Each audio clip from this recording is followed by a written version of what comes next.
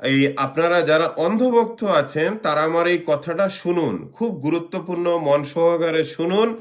এটা 100% সত্য কথা। দরকার না হলে দলিল দস্তাবেজ মিলিয়ে নেবেন, এবং ইন্টারনেটও আছে ইনফরমেশনটা। এটা হলো যে ফেব্রুয়ারির 23 তারিখ, ফেব্রুয়ারিতে মানে গৌতম দাস যিনি সিপিএম এর স্টেট সেক্রেটারি এখন, উনি 2017-তে আমার বিরুদ্ধে ত্রিপুরা ইনফো এর একটা নিউজ ছিল যে রোজ ভ্যালির মামলার মানে সম্পর্কে সিবিআই গৌতম দাসকে জিজ্ঞাসাবাদ করেছে। ওই ওই নিউজটা নিয়ে গৌতম দাস আমাদের বিরুদ্ধে একটা মানহানির মামলা করেছিলেন। এটার মামলার নাম্বারটা হচ্ছে CR-373। তো এই CR-373 মামলাতে মজার ব্যাপার হলো, গৌতম দাসের হয়ে এখন মামলা গোটা লড়ছেন যিনি নাকি বিজেপি গভর্নমেন্টের পাবলিক প্রসিকিউটর এবং বিপ্লব দেবের ডান হাত হিসেবে জানা উকিল। ওনার নাম হচ্ছে রতন দত্ত।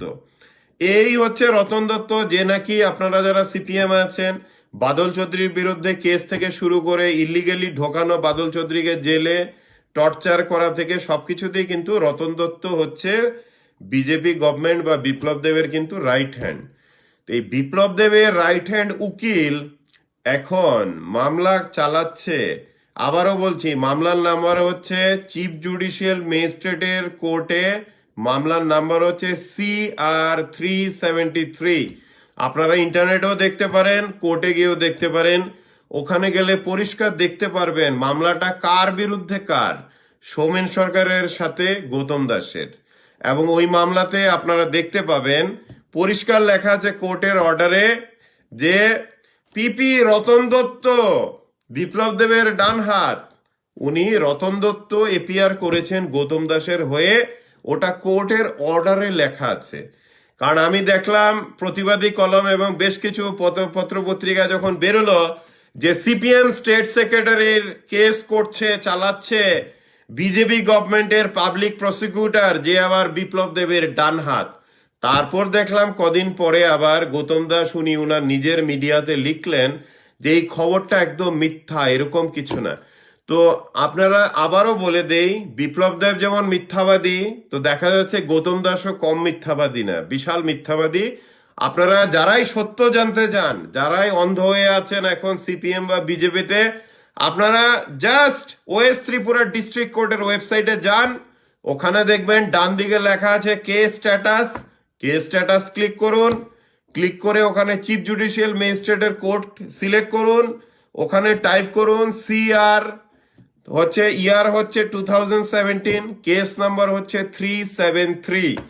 তারপর আপনারা গত যে কোর্টের যে রেকর্ডটা আছে অর্ডার, এই অর্ডারটাতে একটা PDF ফাইল, এটা ক্লিক করলেই দেখবেন কি লেখা আছে ওখানে, যে গৌতম দাসের হয়ে এখন কেস চালাচ্ছে আমাদের ত্রিপুরা বিজেপি গভর্নমেন্টের পাবলিক প্রসিকিউটর হচ্ছে রতন দত্ত।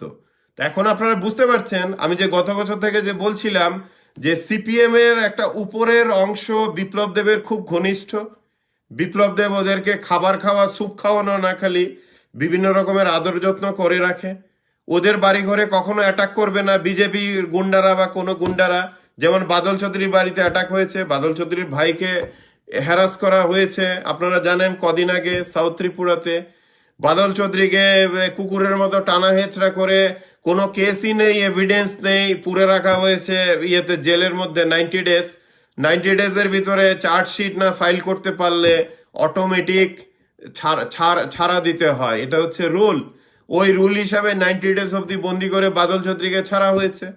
তারপর আপনারা দেখছেন পবিত্র কর, যিনি নাকি যুদ্ধ করছেন, একমাত্র মানে নেতা বলবো সিপিএম এর, যিনি নাকি ওয়েস্ট ত্রিপুরা বা আগরতলা মেট্রো এরিয়াতে সব থেকে বেশি যুদ্ধ করছেন বিপ্লব দেবের বিরুদ্ধে। আপনারা দেখতে, আপনাদের গতকাল যে DYFI যে র্যালিটা হয়েছে, এটা পুরোটাই সাকসেস কিন্তু যাচ্ছে পবিত্র কর এবং এদের কিছু অর্গানাইজারদের কাছে। এত যে ভিড় হয়েছে, তো ব্যবহার হয়েছে, আপনারা দেখেছেন গৌতম দাস পবিত্র করকে কি করে ওয়েস্ট ত্রিপুরা ডিস্ট্রিক্ট সেক্রেটারির পদ থেকে সরিয়ে দিয়েছে। তো এই জন্য বলছি বন্ধুরা, আপনারা যারাই অন্ধভক্ত আছেন, যারা বিজেপিতে আছেন, সিপিএম এ আছেন, আপনারা অন্ধভক্তগিরি ছেড়ে চোখটা খুলুন, চোখটা খুলে দেখুন। আপনাদের বিজেপিতে যেমন বিপ্লব দেব আপনাদের ডোবাচ্ছে দিনকে দিন, এরকম কিন্তু সিপিএমেও কিন্তু গৌতম দাসের মতো লোকেরা আছে যারা নিজের স্বার্থের জন্য পার্টিটার কিন্তু বিশাল বড় ড্যামেজ করে দিচ্ছে চারিদিকে। পার্টিতে কোনো মানে শক্তিশালী নেতাকে উঠতেই দিচ্ছে না, যেই কিছু করছে। যেমন পবিত্রগড়ের বাড়িতে ডিওয়াইএফ এর মিটিং চলছিল, ওখানে হামলা হয়েছে গুন্ডাদের, পাল্টা যখন মার দেওয়া হয়েছে তখন বিপ্লব দেব খেপে গেছে, তাই না? খেপে গেছে। তো এই যে পবিত্রগড়কে যে ওয়েস্ট ত্রিপুরা ডিস্ট্রিক্ট সেক্রেটারির পদ থেকে যে সরানো হলো, এটা কার কার কথাতে হয়েছে আমি এটা জানতে চাইবো সিপিএম স্টেট সেক্রেটারি গৌতম দাসের কাছে। এবং আমার একটা অনুরোধ রইল সিপিএম স্টেট সেক্রেটারি গৌতম দাসের কাছে, যে আপনি যখন যেভাবে যেখানে চান আমি আপনার সাথে 5 থেকে 10 মিনিট ডিবেটের জন্য রাজি আছি। আপনি যে আপনার পত্রিকায় দেশের কথাতে লিখছেন যে প্রতিবাদী কলমের যে নিউজ বা বিভিন্ন জায়গাতে যে নিউজ যে বেরোচ্ছে যে আপনার হয়ে মামলাতে বিপ্লব দেবের উকিল পাবলিক প্রসিকিউটর রতন দত্ত দাঁড়ায়নি, এটা আমি কাগজপত্র দিয়ে আপনার মুখের সামনে প্রমাণ করে দেব যে আপনি একজন মিথ্যাবাদী। That is my challenge. কেমন? আমার চ্যালেঞ্জটা আমি আশা করব CPM state secretary Gautam Das accept করবেন, কারণ আমি জনগণের সামনে প্রমাণ দিয়ে দেখাবো যে বিজেপির বিপ্লব দেব বা কিছু লোকেদের সাথে গৌতম দাসদের সখ্যতাটা, এটা কোর্টের রেকর্ডে আছে, দলিলে আছে। এটা আমার মুখের কথা না, বানানো কথা না, প্রতিবাদ কলম কোনো পত্রিকা কোনো বানিয়ে লেখেনি, যেটা কোর্টের রেকর্ড, ওই রেকর্ডটা দেখা হয়েছে।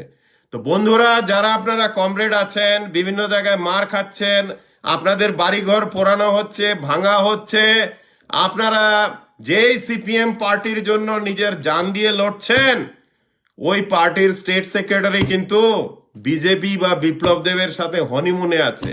এটা আপনারা যারাই বিশ্বাস না করবেন আমার কথা, আপনারা কোর্টে গিয়ে ওয়েস্ট ত্রিপুরা ডিস্ট্রিক্ট কোর্টে যান, ওখানে চিফ জুডিশিয়াল ম্যাজিস্ট্রেটের কোর্টে CR 373 মামলাতে দেখেন যে গৌতম দাসের হয়ে ওখানে কোর্টে কে এপিআর করছে। দেখবেন public prosecutor Ratan Dutta APR করছে, যে নাকি বিপ্লব দেবের ডান হাত না, শুধু সিপিএম এর লিডারদের বিরুদ্ধে যতগুলো মামলা হয়েছে, বাদল চৌধুরী থেকে শুরু করে পবিত্রগড় থেকে শুরু করে জিতেন যতজন আছে, সবার মামলাতে দেখবেন করেছে এই মামলাটা এই পিপি রতন দত্ত। তো এই রতন দত্ত হচ্ছে বিপ্লব দেবের ডান হাত। তো আপনারা বুঝতে পারছেন, একটা বিজেপি পার্টির মানে একটা চিফ মিনিস্টার বিপ্লব দেবের ডান হাত যে উকিল, সে হচ্ছে সিপিএম স্টেট সেক্রেটারি গৌতম দাসের আবার উকিল। কেমন? আমার কথা যারাই বিশ্বাস না করেন, আমি সমস্ত কেস নাম্বার রেকর্ড সবকিছু দিলাম, আপনারা যারা অন্ধ আছেন গিয়ে এগুলো দেখতে পারেন, এগুলো ইন্টারনেটেও দেখতে পারেন। দেখলে পরেই সত্যতাটা জেনে যাবেন কে সত্য কথা বলছে। প্রতিবাদী কলমের নিউজ 100% সত্য ছিল, আমাদের নিউজও 100% সত্য ছিল। যারা এই সত্যকে বিশ্বাস করতে চান না, আপনারা চিফ জুডিশিয়াল ম্যাজিস্ট্রেটের কোর্ট রেকর্ডে অর্ডার কপি দেখে নিন, দেখে বলে বুঝে যাবেন যে গৌতম দাসের হয়ে কে দাঁড়িয়েছিল মামলা করতে। ঠিক আছে? তা আমি বলবো বন্ধুরা, আপনারা বিজেপিতে থাকুন, সিপিএম এ থাকুন, কিন্তু অন্ধ হয়ে থাকবেন না। আপনারা নিজেদের চোখটা খুলুন, দেখুন আপনারা যারা গ্রাউন্ড লেভেলে যুদ্ধ করছেন একজন আরেকজনের সাথে, আপনাদের নেতারা অপোজিট পার্টির কিভাবে হনিমুনে আছে নিজেদের স্বার্থের জন্য। কেমন? তো আমি এটাই বলবো যে বিপ্লব দেবের বিরুদ্ধে যেই কথা বলবে, যেই আঙ্গুল তুলবে, এটা পবিত্রগড় হোক, বাদল চৌধুরী হোক, ওদের বাড়িঘরে অ্যাটাক হবে, ওদেরকে অ্যাটাক করা হবে, ওদেরকে ঢোকানো হবে জেলে। কিন্তু যারা চুপ করে বসে আছে সিপিএম এর মধ্যে, যারা নাকি হনিমুনে আছে বিপ্লব দেবের সাথে, আপনারা মিলিয়ে নেবেন আমার কথা, গত 3 বছরে এদেরকে কিন্তু কোনো আঁচড়ও পড়েনি। খুব সুন্দর সম্পর্ক চলছে, হনিমুন চলছে, চলতে থাকুক। কিন্তু আমি ত্রিপুরা রাজ্যের প্রত্যেকটা পলিটিক্যাল ফিগারের কাছে বলতে চাই যে আমরা গত 7 বছর ধরে আমরা যে মিডিয়াতে আছি ত্রিপুরায়, আমরা প্রত্যেকটা নিউজ ট্রুথের বেসিসে ছাপা হয়, বেসড অন ট্রুথ। কারণ ত্রিপুরা ইনফো হচ্ছে ত্রিপুরার একমাত্র নন প্রফিট মিডিয়া। এটা একটা মিডিয়ার থেকেও বড় হচ্ছে, এটা একটা মিশন। মিশন হচ্ছে আমাদের স্টেট, আমাদের সমাজের ট্রুথগুলোকে প্রতিস্থাপনা করা, যে কি সত্যি কথা হচ্ছে, কি সত্যি হচ্ছে। আমরা কোনো পার্টি, কোনো আইডিওলজি, কারোরতে ইনফ্লুয়েন্সও নেই। কোনো পার্টি ত্রিপুরা রাজ্যে বলতে পারবে না যে ত্রিপুরা ইনফোয়ে বা ত্রিপুরা ইনফোয়ের এডিটর সৌমেন সরকার কোনো পার্টি বা কোনো গভর্নমেন্ট থেকে 1 পয়সা নিয়েছে। আমি চ্যালেঞ্জ করছি ত্রিপুরার সমস্ত পার্টিগুলিকে। কেউ, আমরা সবার নিউজ ছাপি, ভালো নিউজ ছাপা হয়, যেখানে ক্রিটিসাইজ করার হয় করা হয়, কিন্তু কেউ বলতে পারবে না। আমি, জানেন, আপনারা জানেন না হয়তো, 2019-এর ইলেকশনের সময় election commission of India, state election commission থেকে আমাদের কাছে ইমেল এসেছিল যে আপনারা ইলেকশনের বিভিন্ন রকমের অ্যাডভার্টাইজগুলো আপনারা ছাপান, আপনাদের এই পেমেন্ট দেওয়া হবে। আমি রিপ্লাই দিয়েছি, আমরা ছাপাবো আপনাদের অ্যাডভার্টাইজ সব, কিন্তু আমরা কোনো টাকা নেব না, কারণ এগুলো জনস্বার্থে ছাপানো হয়েছে। তো কথাটা হচ্ছে গিয়ে যে আমরা সততার পথেই হাঁটবো, এবং মা ত্রিপুরেশ্বরীর আশীর্বাদে গত 7 বছরে আমাদের কেউ বন্ধ করতে পারেনি। সেই আগের আমল থেকে এই আমলে কেস থেকে শুরু করে কত কিছু করা হয়েছে, কিন্তু আমাদের মুখ কিন্তু কেউ বন্ধ করতে পারেনি। আমরা ইন্ডিপেন্ডেন্টলি কাজ করব এবং এইভাবেই চলতে থাকবে আমাদের সিপিএম আমলে বলা হতো বিজেপি বা কংগ্রেসের দালাল, এবার বিজেপি আমলে বলা হচ্ছে সিপিএম বা কংগ্রেসের দালাল। এইভাবেই আমাদের কিন্তু পলিটিক্যাল যারা অন্ধভক্ত আছে ওরা দেখে, কিন্তু আমরা কিন্তু ইন্ডিপেন্ডেন্ট মিডিয়া, আমরা নন প্রফিট মিডিয়া ত্রিপুরার। আমরা কারো থেকে 5 পয়সা এখন অব্দি আমরা নেইনি। কেউ বলতে পারবে না, কোনো পলিটিক্যাল পার্টি, কোনো লিডার কেউ বলতে পারবে না যে ত্রিপুরা ইনফোকে 1 টাকা বা 1 পয়সা নিয়েছে, নট ইভেন 1 পয়সা। আমরা এতটাই ট্রুথফুল, আমরা এতটাই অনেস্ট। আমাদের অনেস্টির উপরে এখন অব্দি আগের গভর্নমেন্ট থেকে এই গভর্নমেন্ট অনেক আঁচড় কাটতে চেষ্টা করেছে, কিন্তু সাকসেসফুল হয়নি। We always will work on the path of honesty, and that is our biggest strength. এই জন্য আমাদের বিরুদ্ধে মামলা করা হোক, যাই করা হোক, এগুলো কোনো কালেই টিকবে না, এসব মিথ্যা এগুলো। হ্যাঁ, তারপর হচ্ছে গিয়ে অনেক অন্ধভক্তরা আছে যারা নাকি বিভিন্ন পার্টিতে বা এখন বিজেপিতে, যে আপনি আমেরিকা কেন আছেন, আপনি তো ত্রিপুরায় থাকবেন। তো বন্ধুরা, আমি গত 20 বছর ধরে আমেরিকাতে প্রতিষ্ঠিত।